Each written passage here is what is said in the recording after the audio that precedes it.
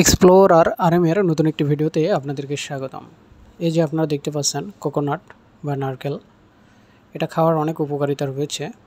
আপনারা নারকেলটি বিভিন্নভাবে খেতে পারেন। এভাবে সুন্দর করে নারকেলটাকে প্রসেসিং করে নেবেন, করে আপনারা যেভাবে খেতে পছন্দ করেন সেভাবে আপনারা খেতে পারেন। নারকেল অনেক সুস্বাদু একটি খাবার, এটা খাবারের স্বাদ দ্বিগুণ বাড়িয়ে তোলে। আপনি যে খাবারগুলোতে নারকেল ব্যবহার করে খেতে পারেন, এভাবে প্রসেস করে আপনারা নারকেলটি ব্যবহার করে খেতে পারবেন।